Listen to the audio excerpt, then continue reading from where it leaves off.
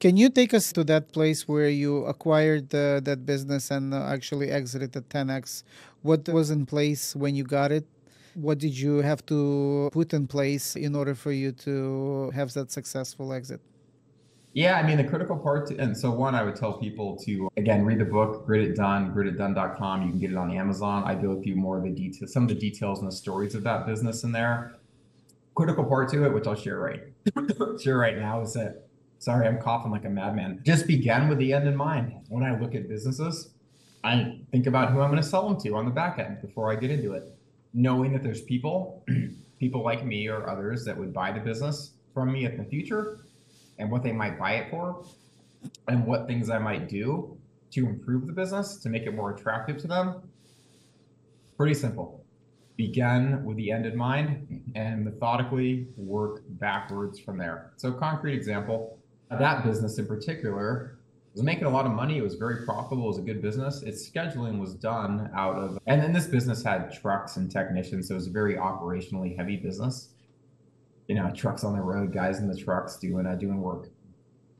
It was run from a scheduling standpoint with paper and pencil out of a red book, right? I saw a way to improve it once I really got in there and understood what the business was about, was to, utilize field service management software for two reasons. One, it would lead to operational efficiencies, which would probably drive better EBITDA margins, better profit margins. Secondly, it would make the business more transparent, which would make it more appealing to the kind of individuals and entities that would eventually want to purchase it. And in the case of that business, the entity that did purchase it was utilizing the same field service management, which was no mistake. I diligenced that as part of the process. So begin with the end in mind is the key tenet to being successful in these endeavors. Did you have to grow a team or just placing the management system to streamline the operations? Everything. I grew the team. I optimized processes. I added more processes.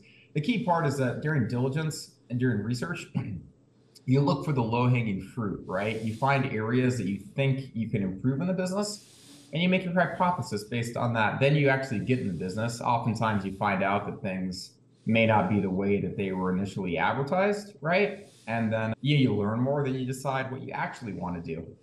And some of your ideas will be validated.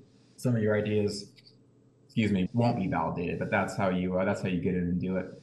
So how long did it take you to, once you decided to put it on the market, how long did it take you to actually exit? What that transition looked like? Well, if you read the book, you know that I didn't actually put it on the market. I just simply, I got a sense of what I thought the business was worth. And then I had a buyer in mind that I knew like businesses like this. And I was thinking about doing a ESOP sale, employee ownership. I decided not to because ESOPs are complex. And even though, sorry, I'm coughing a lot.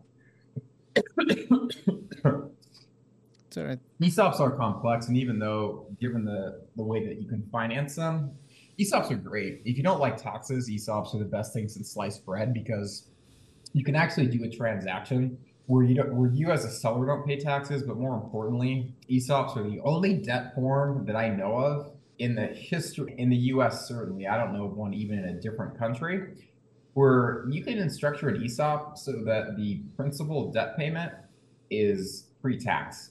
Not interest, but principal and interest both are pre-tax. So I had this really cool ESOP transaction set up that I got approved by an SBA 7A ESOP transaction that I got approved through a lender's credit committee that actually would have allowed me to sell the business.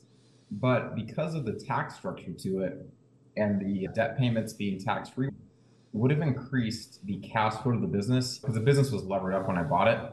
Even though the debt payments themselves were higher and the debt amount, as the debt was bigger, the interest was higher, so the payments were bigger. Because of that tax optimization, just by pure ESOP financing, I could have improved cash flows of the business and I could monetize how much it costs to hire someone to manage an ESOP and this and that.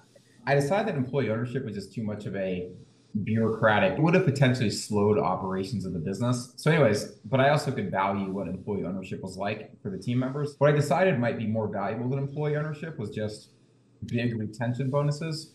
So what I did is I reached out to a buyer and I asked him for a purchase price that was significant and they agreed to it. And I grew the business even more from the time that we agreed to that price and the deal got closed. And here I am today. So, Wow, pretty cool. Interesting. So, again, having the end in mind kind of helped you to get to this place. You knew that that's yep. how it would transpire. Yep. Stephen Covey had it right. Began with the end in mind. Yeah.